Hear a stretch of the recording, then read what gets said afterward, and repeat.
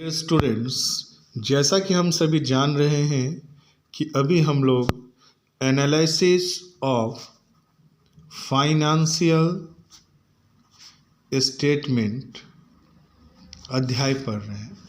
Analysis of financial statement के अंतर्गत financial statement का एनालिसिस किया जाता है और हम सभी जान चुके हैं कि फाइनेंशियल स्टेटमेंट के अंतर्गत दो खाते बनाए जाते, एक इनकम स्टेटमेंट और दूसरा बैलेंस शीट। हम सभी पिछले दो वीडियो के माध्यम से इनकम स्टेटमेंट का फॉर्मेट और बैलेंस शीट का फॉर्मेट को अच्छी तरह से पढ़ चुके हैं और याद कर लिए हैं। तो आज हम इसकी सहायता से फाइनेंशियल स्टेटमेंट का एनालिसिस करने जा रहे हैं। और आपको मैंने फर्स्ट वीडियो में बता दिया था कि फाइनेंशियल स्टेटमेंट के एनालिसिस करने के 8 उपकरण हैं, जिसमें से मैंने पहला जो उपकरण बताया था वो बताया था कंपैरेटिव स्टेटमेंट। फिर मैंने दूसरा जो बताया था वो था कॉमन साइज स्टेटमेंट। फिर रेशियो एनालिसिस, कैश फ्लो, बहुत सारी चीज़ें बताए थे जो कि फर्स्ट वीडियो में था। उसमें से अभी मैं कॉम्परेटिव स्टेटमेंट के बारे में बताने जा रहा हूँ। ये कॉम्परेटिव स्टेटमेंट किसकी सहायता से बनाई जाती है? फाइनेंशियल स्टेटमेंट की सहायता से। और फाइनेंशियल स्टेटमेंट दो तरह के होते हैं। तो जब हम कॉम्परेटिव स्टेटमेंट इनकम स्टेटमेंट की सहायता से बनाते हैं तो इसे कहा जाता है कॉम्परेटिव इनकम स्टेटमेंट। और जब हम कॉम्परेटिव स्टेटमेंट बैलेंस शीट की सहायता से बनाते हैं तो इसे कहा जाता है कॉम्परेटिव बैलेंस शीट। ये आपका एक अध्याय है। फिर इसी के बाद जैसे ये अध्याय खत्म होगा तो दूसरा अध्याय मैं आपका स्टार्ट करूँगा कॉमन साइज स्टेटमेंट। और कॉमन साइज स्टेटमेंट भी फाइनेंशियल स्टेटमेंट की सहायता से बनाया जाता है। और जब ये फाइनेंशियल स्टेटमेंट में इनकम स्टेटमेंट के साथ बनाएंगे तो आपको पता हो गया कि इसका नाम हो जाएगा कॉमन साइज इनकम स्टेटमेंट और दूसरा हो जाएगा कॉमन साइज बैलेंस शीट। ये चार चीज़ों में मैं अभी आपको पढ़ाने जा रहा हूँ कि कॉम्परेटिव इनकम स्टेटमेंट। और ये कॉम्परेटिव इनकम स्टेटमेंट आप तभी अच्छे तरह से समझ सकेंगे जब इनकम स्टेटमेंट के फॉर्मेट आप अच्छे से याद कर चुके होंगे। मैंने आपको वीडियो नंबर 3 में इनकम स्टेटमेंट और वीडियो 4 में बैलेंस शीट का फॉर्मेट बताया है, जो आप अच्छे से देख करके याद कर लेना। ठीक है, तो चलिए आज के क्लासेस में हम पढ़ने जा रहे हैं कॉम्पैरेटिव इनकम स्टेटमेंट कैसे बनाए जाते हैं और इसी के आधार पर क्वेश्चन है।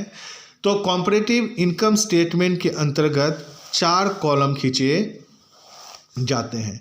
पहला कॉलम में हम पार्टिकुलर्स लिखते हैं, दूसरे कॉलम में हम अमाउंट लिखते हैं, तीसरे में भी हम अमाउंट लिखते हैं। चूँकि नाम है कॉम्पैरेटिव और कॉम्पैरेटिव का मतलब होता है तुलनात्मक, और तुलना जब हम करते हैं जब दो चीज़ें होती है, इसलिए यहाँ पर 2 वर्ष मान लीजिए कि 2019 का अमाउंट और यहाँ पर 2020 का हमें इनकम स्टेटमेंट रहेगा, उससे हमें कंपेयर करना है।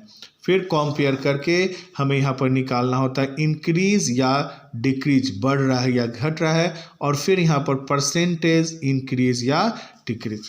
तो मेरे प्यारे स्टूडेंट, आप जान गए कि कॉम्पैरेटिव इनकम स्टेटमेंट का फॉर्मेट कैसा होता है। तो कॉम्पैरेटिव इनकम स्टेटमेंट बनाने के लिए हम सबसे पहले यहाँ पर हेडिंग लिखते हैं कि कॉम्पैरेटिव इनकम स्टेटमेंट। फिर कॉम्पैरेटिव इनकम स्टेटमेंट बनाने के लिए हमें 2 वर्षों का इनकम स्टेटमेंट दिया हुआ रहता है। मान लेते हैं कि यहाँ पर 2 वर्ष 2019 और 2020 है, तो हम लोग यहाँ लिखेंगे फॉर द ईयर इंडेड, वर्ष की समाप्ति। तो 2019 और 2020 है तो स्वाभाविक इंडेड जो है वो 2020 हो जाएगा। ठीक है, तो कॉम्परेटिव इनकम स्टेटमेंट का फॉर्मेट कैसा होता है? तो कॉम्परेटिव इनकम स्टेटमेंट बनाने के लिए हमें सबसे पहले हेडिंग लिखनी होती है। हेडिंग में क्या लिखा जाता है? Comparative income statement. फिर नीचे में लिखा जाता है for the year ended, और 2 वर्ष में से जो बड़ा होता है उस वर्ष को यहाँ पर लिख दिया जाता है। कॉम्परेटिव इनकम स्टेटमेंट में 5 कॉलम होते हैं। पहला कॉलम में होता है पार्टिकुलर, दूसरे कॉलम में अमाउंट, और फिर तीसरे कॉलम में भी अमाउंट।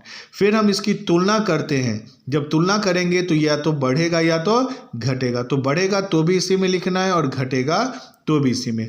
और चौथे यानी 5वें और अंतिम कॉलम में हम जो इंक्रीज और डिक्रीज हुई है वो किस प्रतिशत से इंक्रीज डिक्रीज हुआ वो निकाला जाता है। तो इस तरह से हम कह सकते हैं कि कॉम्परेटिव इनकम स्टेटमेंट के अंतर्गत 5 कॉलम होते हैं। पहला पार्टिकुलर, फिर 2 वर्ष के अमाउंट जो कि प्रश्न में ही रहते हैं, यहाँ से हम इंक्रीज और डिक्रीज निकालते हैं और परसेंटेज। तो कॉम्परेटिव इनकम स्टेटमेंट बनाने के लिए हम सबसे पहले ये फॉर्मेट तैयार कर लेते हैं, और ये फॉर्मेट तैयार करने के बाद हमें अच्छे तरह से मालूम है कि कॉम्परेटिव इनकम स्टेटमेंट में सबसे पहले लिखा जाता है रेवेन्यू। सबसे पहले क्या लिखा जाता है?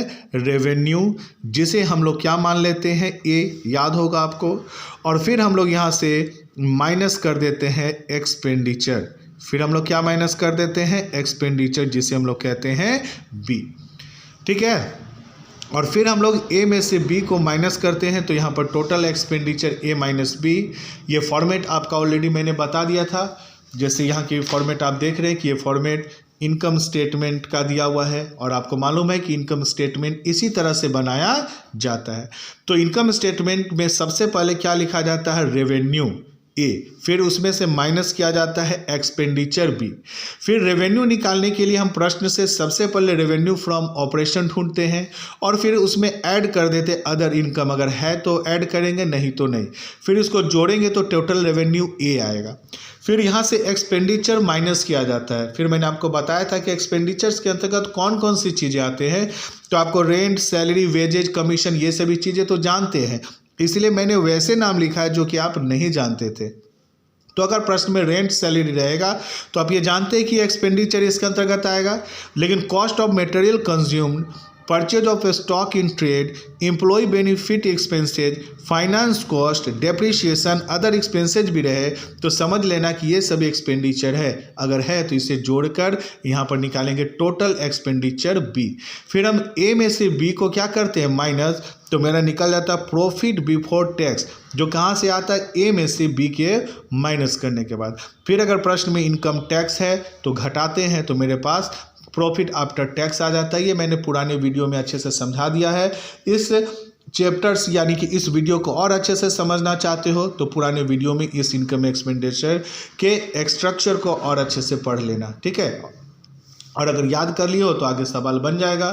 तो मैंने अभी आपको बता दिया कि आज का जो चैप्टर है एनालिसिस ऑफ फाइनेंशियल स्टेटमेंट, जिसमें वित्तीय विवरण का विश्लेषण किया जाएगा। वित्तीय विवरण 2 तरह के होते हैं, इनकम स्टेटमेंट और बैलेंस शीट। तो आज हम इनकम स्टेटमेंट की सहायता से पहला चीज़ सीख रहे हैं कॉम्परेटिव स्टेटमेंट में कॉम्परेटिव इनकम स्टेटमेंट। और कॉम्परेटिव इनकम स्टेटमेंट जानने के लिए हमें इनकम स्टेटमेंट को जानना ज़रूरी था, इसलिए मैंने आपको इसकी फॉर्मेट जो है दिखला दिया है।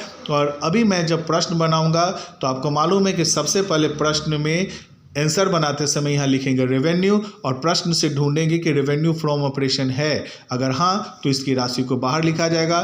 फिर ढूंढा जाएगा अदर इनकम, यदि हाँ है तो इसको लिख करके टोटल करेंगे, नहीं है तो नहीं है। फिर यहाँ से एक्सपेंडिचर ढूंढना स्टार्ट करेंगे। अगर ये सभी एक्सपेंडिचर है तो लिखेंगे, नहीं है तो नहीं लिखेंगे। अगर है तो सबको लिख करके यहाँ पर बी टोटल करेंगे बी, फिर ए में से बी को माइनस करेंगे। फिर इनकम टैक्स है तो घटाएंगे, नहीं है तो नहीं। तो चलिए अब हम आप लोगों को एक प्रश्न बता रहे हैं, जिस प्रश्न जो पेज नंबर 266 में है।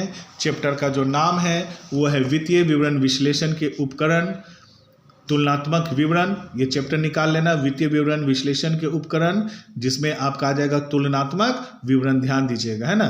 कॉम्परेटिव स्टेटमेंट को तुलनात्मक विवरण कहते हैं। और यहाँ से क्वेश्चन नंबर हम 2 बनाना स्टार्ट करेंगे।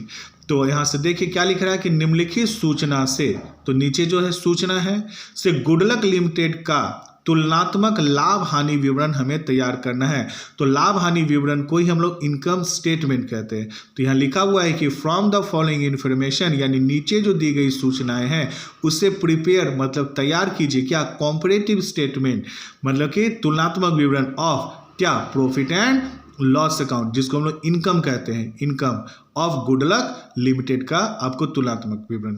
तो ये क्लियर हो गया कि नीचे जो सूचनाएं हैं इससे हमें तुलनात्मक आय विवरण तैयार करना है। अब हमें मालूम है कि तुलनात्मक आय विवरण बनाने के लिए हमें सबसे पहले जो है फॉर्मेट तैयार करना है। तो मैंने आपको फॉर्मेट ऑलरेडी तैयार कर दिया है जिसमें 5 कॉलम होते हैं।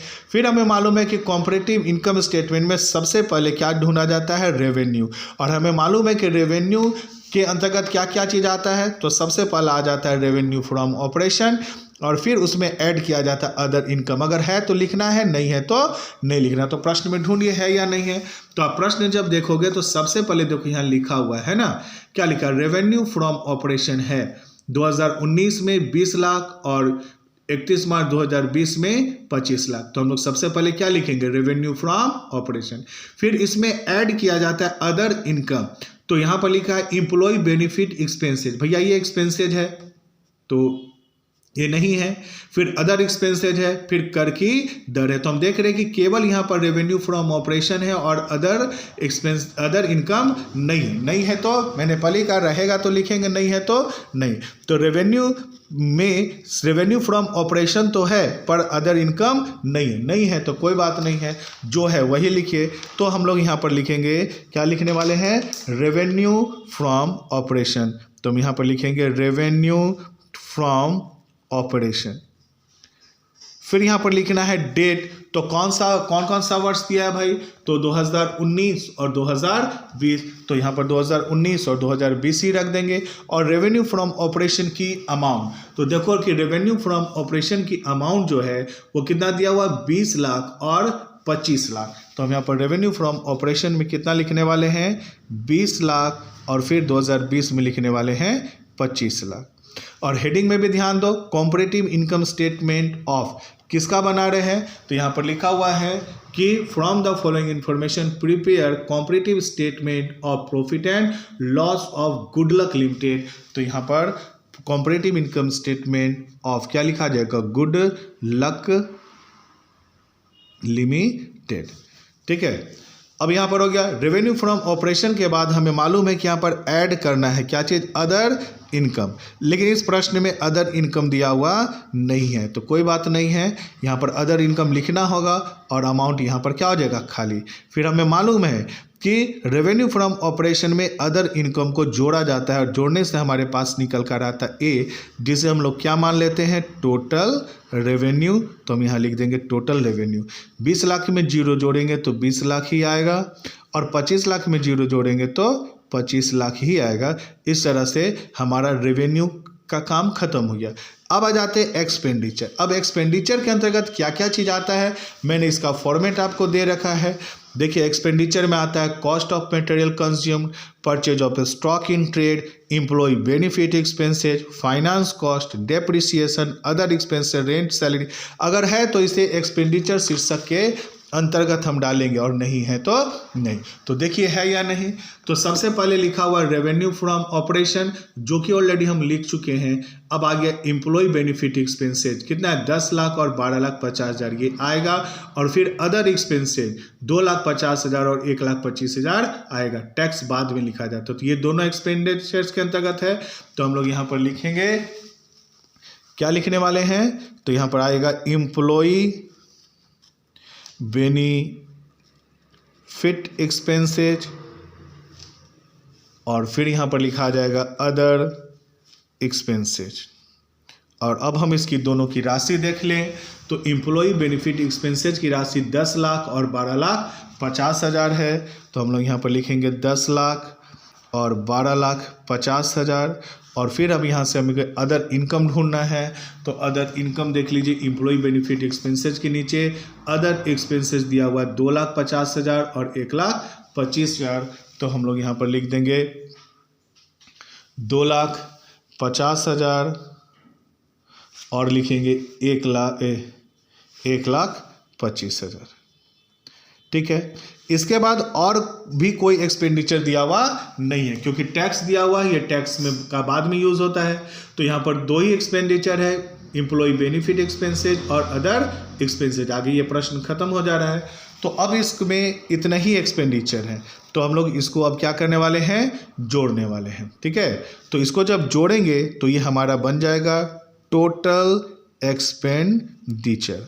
तो यहाँ पर कितना हो जाएगा, 12,50,000 और यहाँ हो जाएगा 13,75,000। अब इसे हम लोग क्या मान लेंगे, टोटल एक्सपेंडिचर बी। अब हमें मालूम है कि ए में से बी को क्या करते हैं, माइनस। तो ए में से जब बी को माइनस करेंगे तो मेरे पास जो आंसर आएगा वो कहलाएगा टोटल प्रॉफिट बिफोर टैक्स। चूंकि इसमें से टैक्स घटाया नहीं गया। आप देख लीजिए यहाँ पर फॉर्मेट है ना, ये फॉर्मेट ना आपको बताए थे कि हम लोग सबसे पहले रेवेन्यू निकालते हैं ए, फिर यहाँ पर एक्सपेंडिचर निकालते हैं बी, फिर ए में से बी को माइनस करते हैं तो हमारे पास जो अमाउंट आता है क्या आता है, प्रॉफिट बिफोर टैक्स। वही चीज़ हमने यहाँ पर भी किया कि हमने निकाला रेवेन्यू ए, फिर निकाला एक्सपेंडिचर बी। अब ए में से बी को क्या करने वाले हैं, माइनस। तो यहाँ ए में से बी को माइनस, तो 20 लाख में से 12,50,000 घटाइएगा तो आपके पास आ जाएगा कितना, 7,50,000। और फिर यहाँ पर 25 लाख में से 13,75,000 घटाइएगा तो आपके पास आ जाएगा 6,25,000। ये चीज़ हो गया। अब टोटल प्रॉफिट बिफोर टैक्स आ गया। अब बिफोर टैक्स में से आपको फॉर्मेट में याद होगा कि प्रॉफिट बिफोर टैक्स में से माइनस किया जाता है इनकम टैक्स। अगर रहेगा तो माइनस करेंगे, नहीं रहेगा तो नहीं। तो प्रश्न में ढूंढिए कि क्या इनकम टैक्स है। तो जी हाँ, देखिए कि लास्ट में लिखा कर की दर 40%, लेकिन इसका राशि दिया हुआ नहीं है। तो आप जानते हैं जो इनकम जो टैक्स जो है ना वो हमेशा इनकम पर लगता है, तो हमें इनकम मालूम है, उसका 40% निकाल देना है। तो यहाँ पर जो अमाउंट है यहाँ से लेस हो जाएगा, क्या हो जाएगा, लेस इनकम टैक्स। कितना इसका अमाउंट नहीं लिखा, लिखा हुआ 40%। तो हमें जानना होगा कि ये इनकम टैक्स किस पर लगाया जाता है, इनकम। तो इनकम कितना है, 7,50,000, उसका हमें क्या निकालना होगा, 40%। तो यहाँ पर निकालिए 7,50,000 का 40%, यानी 40/100। और फिर यहाँ पर दूसरा जो निकालना है कितना, 6,25,000 का 40/100। तो 2 शून्य काट दीजिए, फिर यहाँ से गुना कीजिए, 0 0 0, फिर यहाँ हो जाएगा 0, फिर यहाँ हो जाएगा 5 चौके 20 का 0 हासिल 2, फिर 7 चौके 28, 29, 30। तो यहाँ पर तुम्हारा जो अमाउंट है वो कितना आ जाएगा, 3 लाख। फिर यहाँ से काटो तो यहाँ जाएगा 0 0, 5 चौके 20 का 0 हासिल 2, 4 दूना 8, 9 और 1 10 का 0 हासिल 1, 6 चौके 24 और 1 25। तो इसका हो जाएगा 2,50,000। तो यहाँ जो इनकम टैक्स माइनस करोगे इसका कितना 40% आया, 3 लाख, और 6,25,000 का 40% कितना आया, 2,50,000। तो यहाँ से माइनस कर देंगे हम लोग 3 लाख, और यहाँ माइनस हम लोग कर देंगे 2,50,000। फिर इसको माइनस करोगे तो यहाँ पर अमाउंट आ जाएगा 4 लाख, और यहाँ माइनस करोगे तो 0 0, 5, 12 में से 5 गया 7, 5 में से 2 गया 3, 3,75,000। और ये जो आया वो तुम्हारा जो आंसर निकल के आएगा, जिसका नाम है प्रॉफिट आफ्टर टैक्स। और इतना करने के देखो यहाँ यही चीज़ ना था कि इनकम टैक्स हटाएंगे तो क्या आ जाएगा, प्रॉफिट आफ्टर टैक्स। क्लियर हो गया। तो ये चीज़ तुम्हारा बनकर तैयार हो गया 2 साल का इनकम स्टेटमेंट। ये अभी तक कॉम्परेटिव नहीं बना है, अभी तक आपने केवल क्या बनाया, तो अभी तक आपने केवल और केवल इनकम स्टेटमेंट बनाया। अब इस इनकम स्टेटमेंट कितने वर्ष का बनाया, 2019 और 2020 का। अभी जो ये प्रश्न था, इस प्रश्न में आपको इनकम स्टेटमेंट के सारे सूचनाएं थे जो कि ऊपर नीचे था, बिखरा हुआ था, सजाया हुआ नहीं था। तो मैंने इस प्रश्न की सहायता से इसे इनकम स्टेटमेंट में सजा कर लिख दिया। तो हमें तो मालूम है कि कंपनी अधिनियम 2013 के अंतर्गत इनकम स्टेटमेंट बनाने के लिए हमें सबसे पहले हेडिंग लिखना होता है। तो यहाँ हेडिंग लिख दिया गया कंपैरेटिव इनकम स्टेटमेंट ऑफ कौन सा कंपनी, तो गुडलक लिमिटेड कंपनी का। फॉर द ईयर इंडेड कौन कौन से वर्ष के आंकड़े थे, तो हमें मालूम है कि 2 वर्ष के आंकड़े थे, 2019 और 2020। तो अंत कौन सा है, 2020। इसलिए हम लोगों ने यहाँ पर लिखा फॉर द ईयर इंडेड 2020। और हमें मालूम है कि कॉम्परेटिव इनकम स्टेटमेंट में 5 कॉलम बनाए जाते हैं, तो मैंने 5 कॉलम बनाया। पहला पार्टिकुलर, फिर 2 वर्ष का अमाउंट 2019, फिर 2020, फिर इंक्रीज और डिक्रीज और परसेंटेज इंक्रीज और डिक्रीज। लेकिन हमें मालूम है कि इंक्रीज और डिक्रीज निकालने के लिए और परसेंटेज इंक्रीज और डिक्रीज निकालने के लिए हमें कॉम्परेटिव इनकम स्टेटमेंट को सजाना होगा। और हमें मालूम है कि कंपनी अधिनियम 2013 के अंतर्गत कॉम्परेटिव इनकम स्टेटमेंट में सबसे पहले लिखा जाता है रेवेन्यू, जिसमें 2 ही चीज़ें आती है, और वो 2 चीज़ आती है रेवेन्यू फ्रॉम ऑपरेशन और फिर आता है अदर इनकम। तो हमने देखा कि प्रश्न में केवल रेवेन्यू फ्रॉम ऑपरेशन ही था, तो हम लोगों ने रेवेन्यू फ्रॉम ऑपरेशन लिखा, अदर इनकम नहीं था तो हम लोग यहाँ पर नील लिखा और फिर जोड़ दिए, तो रेवेन्यू फ्रॉम ऑपरेशन हमारा 20 लाख और 25 लाख आ गया। फिर हमें मालूम है कि रेवेन्यू फ्रॉम ऑपरेशन निकालने के बाद हमें यहाँ पर क्या निकालना होता है, एक्सपेंडिचर। हमें मालूम है कि ये सभी चीज़ें एक्सपेंडिचर से अगर रहेगा तो लिखेंगे, नहीं रहेगा तो नहीं। तो हमें इतने सारे एक्सपेंडिचर्स में से मात्र 2 ही एक्सपेंडिचर मिला, और वो मिला एम्प्लॉय बेनिफिट एक्सपेंसेज और फिर मुझे मिला अदर एक्सपेंसेज। उसके अलावा और कोई एक्सपेंसेज नहीं था, तो हम लोगों ने केवल 2 ही एक्सपेंडिचर कॉलम में 2 ही चीज़ लिखा, एम्प्लॉय बेनिफिट एक्सपेंसेज और अदर एक्सपेंसेज। फिर हम लोग ने इसको जोड़ा तो आया टोटल एक्सपेंडिचर बी, और हमें मालूम है कि ए में से बी को माइनस करते हैं तो मेरे पास प्रॉफिट बिफोर टैक्स आ जाता है। यहाँ से टोटल हटा दो, क्या आ जाता है, प्रॉफिट बिफोर टैक्स। जो ए में से बी को माइनस करने चाहते तो 20 लाख में से 12,50,000 घटाया गया तो 7,50,000 आया, और इधर फिर 25 लाख में से 13,75,000 घटाया गया तो 6,25,000 आया। फिर हमें इस फॉर्मेट के माध्यम से मालूम है कि ए में से बी को घटाते हैं तो टोटल एक्सपेंडिचर बी आता है, जिसमें से माइनस किया जाता है इनकम टैक्स। तब इनकम टैक्स अगर रहेगा तो घटाएंगे, नहीं तो नहीं। तो प्रश्न में देखिए यहाँ पर रेट ऑफ टैक्स लिखा हुआ था, लेकिन इसका अमाउंट दिया हुआ नहीं था। अमाउंट के जगह में क्या लिखा हुआ, 40%। तो क्या चीज़ का 40%, तो ये टैक्स हमेशा इनकम पर लगता है, और इनकम चूंकि ऑलरेडी हम लोग निकाल चुके थे, चूँकि प्रॉफिट को ही इनकम कहा जाता है। तो हमने देखा है कि 2019 का इनकम 7,50,000 था, और 2020 का जो इनकम है वो 6,25,000 लगा है। इसी इनकम पर टैक्स निकालना है, कितना, 40%। तो हमने 7,50,000 और 6,25,000 का पर जो सो टैक्स निकाला, और प्रॉफिट बिफोर टैक्स में से इनकम टैक्स को घटा दिए, तो मेरे पास प्रॉफिट आफ्टर टैक्स आ गया, और वो अमाउंट 4,00,000 और 3,75,000 गया।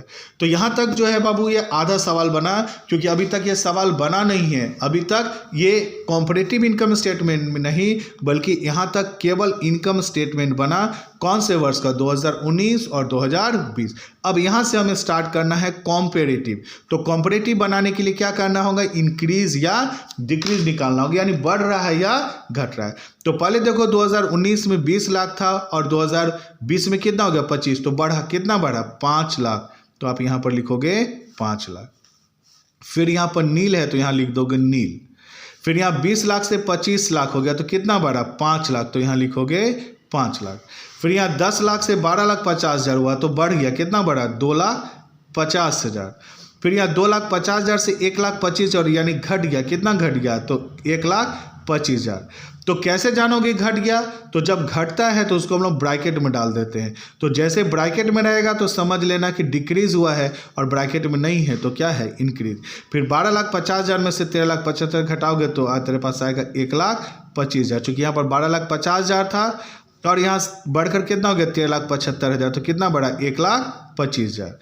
फिर यहाँ 7,50,000 था और घटकर कितना हो गया, 6,25,000। तो यहाँ डिक्रीज हो रहा है, कितना डिक्रीज हो रहा है, तो 7,50,000 में से 6,25,000 घटा के लिख देना। फिर यहाँ 3 लाख से 2,50,000 घट रहा है, कितना घट रहा है, 50,000। फिर यहाँ पर घटा देना तो कितना निकल जाएगा, 25,000। क्लियर हो गया। तो इंक्रीज और डिक्रीज समझ में आ गया। अब यहाँ पर निकालना हमें परसेंटेज। परसेंटेज कैसे निकालेंगे, तो इसका परसेंटेज का सूत्र है कि परसेंटेज इज इक्वल टू होता है इंक्रीज या डिक्रीज। परसेंटेज निकालने का क्या होता है सूत्र, percentage is equal to increase या decrease into 100 divided by first year का अमाउंट। ठीक है, तो हमें सबसे पहले किसका निकालना है, रेवेन्यू फ्रॉम ऑपरेशन का। तो हम यहाँ पर लिखेंगे रेवेन्यू फ्रॉम ऑपरेशन। तो रेवेन्यू फ्रॉम ऑपरेशन का जब हम परसेंटेज निकालेंगे तो अमाउंट क्या लिखा हुआ है, इंक्रीज या डिक्रीज।